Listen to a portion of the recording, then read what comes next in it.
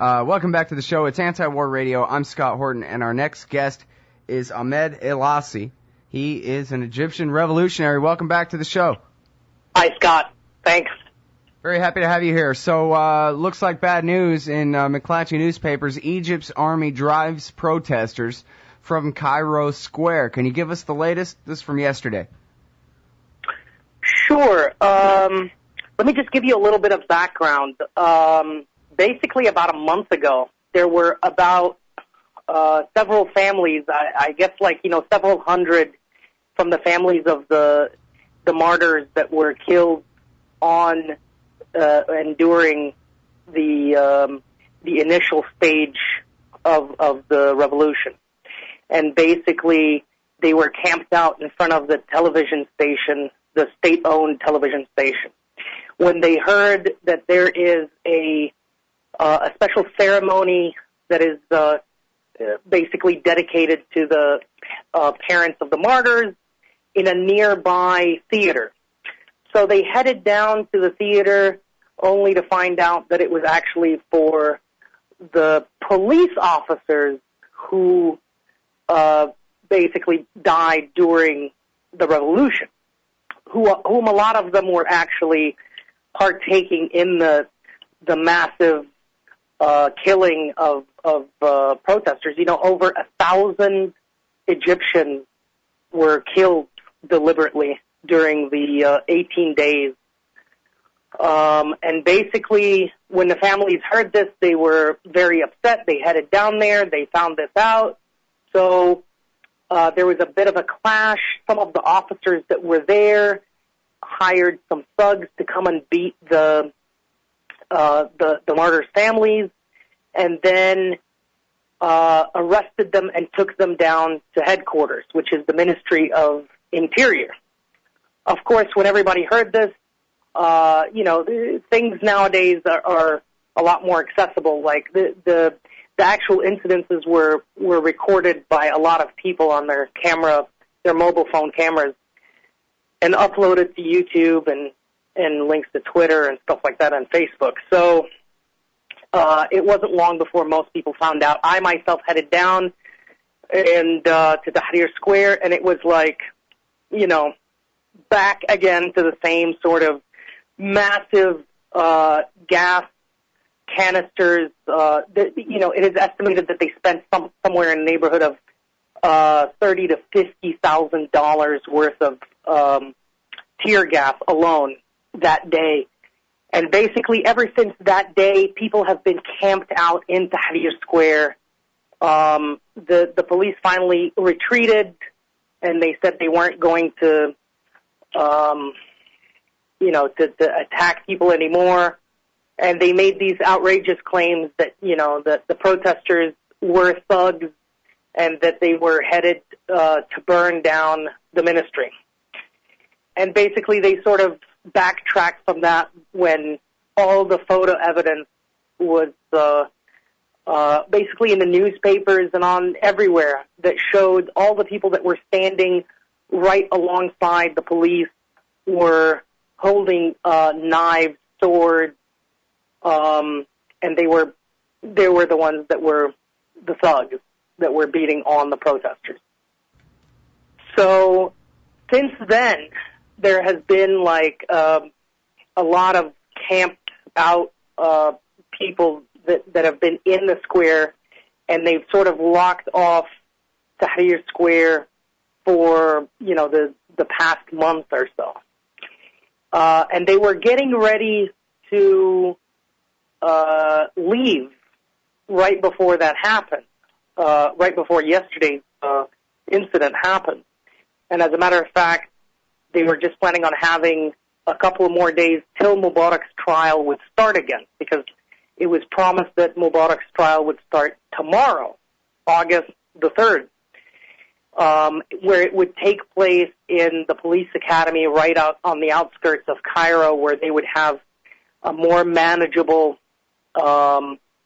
situation since it's their own thing. They want to secure it, which is fine. They want to make sure that there aren't any it's a quite a hairy situation, and this is why the martyrs' families are protesting, and the rest of the people are with them, of course. And this is why they've been camped out, because they want to see justice. They want to see these people pay for their crimes. So basically, tomorrow was supposed to be the day that they would release Tahrir Square and go about their business, just because Mubarak was going to go on trial. When the army and the Central Security Forces basically moved in, they started hitting people with these batons. I personally was not there last night when that started happening, but I think it started right around 6 local time, which is roughly about 45 minutes to 50 minutes before people were supposed to be breaking their fasting, and that was the plan, that they were going to have breaking their fasting or have their meal right there in the square. And that's when the army started moving in, tore down all of the tents that were in the square, and arbitrarily started arresting people. Later on, they moved into the nearby masjid or mosque that was the religious building that is, that it has its own sanctity. You shouldn't enter, with, there were reports with your shoes. There were reports of people entering, like, the police and army were entering with their shoes and guns, and arresting people inside. And that was basically the sort of, then there was a little bit of a retreat. They just secured the square, opened up the roads leading to the square, because it is sort of a very important traffic area where a lot of Cairo's traffic and Giza, which are the two governorates, think about them as like two separate counties that sort of meet up right there in Tahrir. So it is kind of it makes life a little bit difficult when Tahrir Square is closed down, which does not necessarily mean that you should like take protesters out by force. It means you should, see what their requests are, and especially since they're reasonable, and get them done. Well, now, in this McClatchy story, they say that that's what the army said, was that they only did this because they got to open up traffic. But does that seem like a pretext to you, or that was really what they were doing this for? Why they broke this protest up, and with force? It says here they were, what looks like almost 200 people have been detained. Right. I mean, it is a cover, obviously. I mean, yes, it does make life difficult for most people, but I mean, I myself would not mind, having to take an extra 10, 15 minutes or even half an hour in traffic if it meant that I get justice as a citizen. All right, well, I'm sorry, we got to hold it here and go out to this break, Sure. But we'll get more about the Egyptian revolution still in progress from Ahmed al-Assy right after this. It's Anti-War Radio. All right, y'all, welcome back to the show. It's Anti-War Radio. I'm Scott Horton, and on the line is Ahmed al-Assy, Egyptian-American, on the line from Cairo. He's been participating in and observing this Egyptian spring and summer, now this revolution. And, there's so much to cover in so little time. I want Ahmed to let you get in a word about what's going on in the Gaza Strip and the Rafah border crossing toward the end of the segment here. But I wonder, I want to ask you, you described the background and the recent events pretty well there in the first segment about the protesters going back to Tahrir Square and then getting forced out yesterday by the army. And you said you thought that, clearing the space for traffic was a pretext. And I wonder whether you think, which, depending on, what you're hearing, I guess, what you know of the rest of the revolutionaries' opinions, Do people, it was certainly at the beginning that it was, it's the army's taking our side against the secret police and the dictators, hitmen. But now the army's all that's left, and it seems like they're not too hesitant about cracking skulls, in order to get their ends accomplished. And I just wonder whether the revolutionaries' opinion of the military has changed. I read also they said they're postponing the elections from September till they won't say when. And I wonder, how sour this revolution is turning out with just this ruling military council taking over the thing. Sure. I mean, basically the public opinion of the SCAF, or the Supreme Council of Armed Forces, is slowly being, people are slowly becoming more and more disillusioned with what's going on. There are trials that have been taking place ever since March.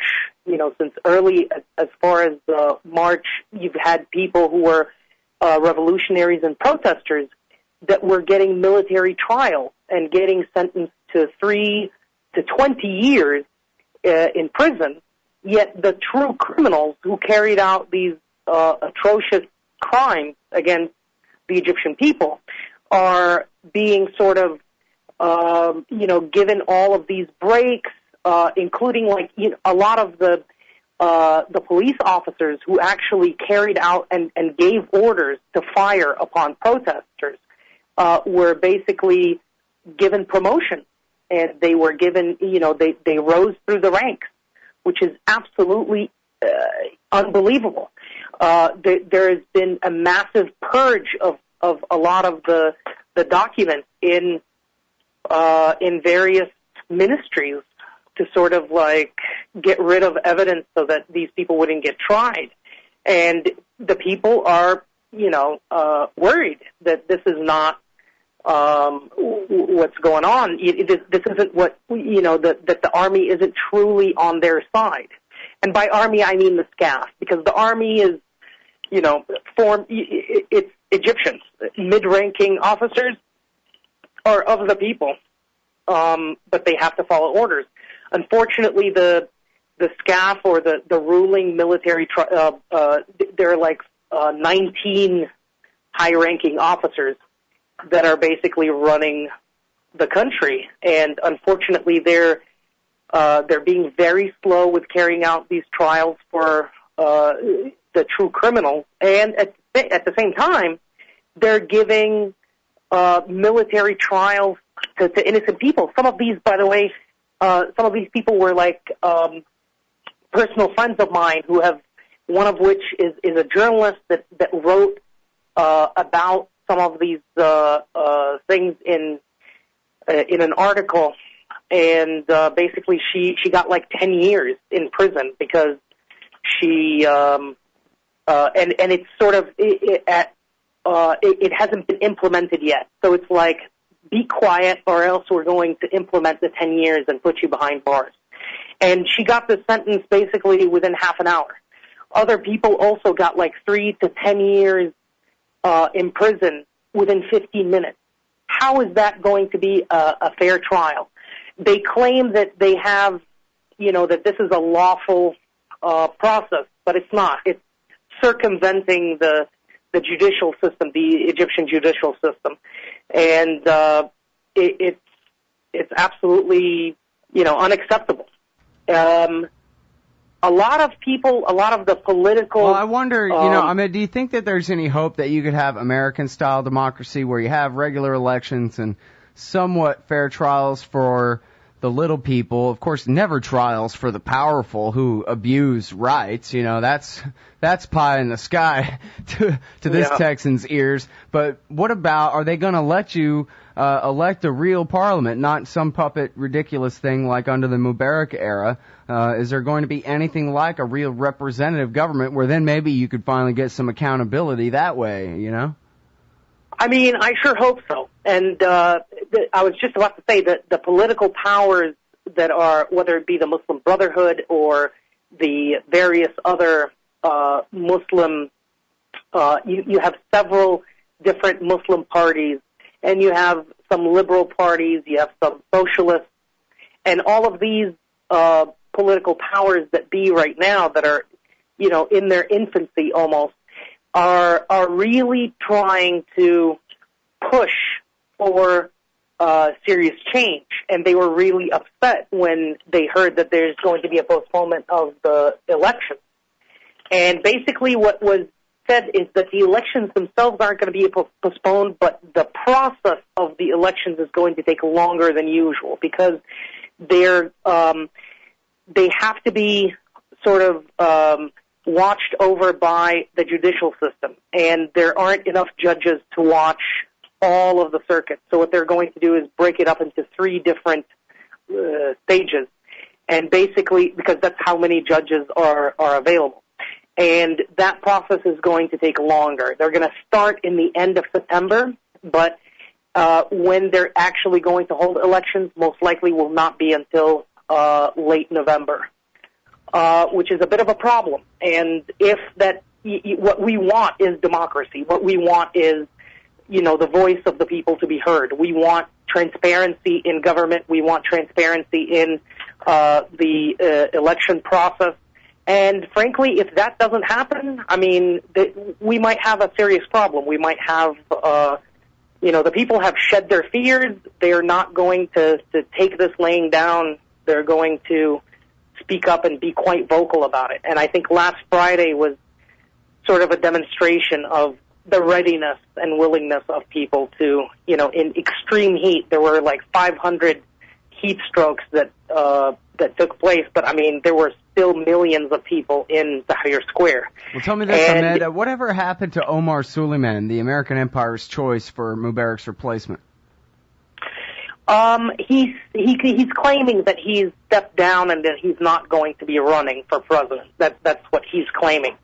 I really don't know. There are several, by the way. Is he out of power officially right now, or he's still over there at the secret police force? He was running the intelligence. He was chief of general intelligence, which is the highest sort of intelligence apparatus, like the equivalent, I guess, of like NSA or Homeland Security in the United States. And basically, he's out of there. It's Murad Muafi is his counter or his successor. But he's supposedly not working for the Egyptian government anymore. However, though, I really don't think that he's completely out of the picture. Most likely, people like that are, like you said, he's the U.S. He has powerful friends choice. From across the ocean, is what he is. Yeah. Exactly. And he's done their bidding. He's given them false intelligence to go into Iraq war, and he's been doing their bidding for a while. So yes, he is a potential candidate still. All right, now I'm sorry, Ahmed, we're almost out of time, but can you give us a word? I know you've been up to the Rafah border crossing. Are things any easier up there since the last time we spoke? No, it's actually not any easier, unfortunately. Last time we spoke, we were hoping that there's going to be a permanent opening of the Rafah border crossing, according to what the former foreign minister, Dr. Nabil al-Arabi, had said. But he was removed since then. Things are much tougher for the Palestinians in Gaza, and we're trying to bring them at least medical aid.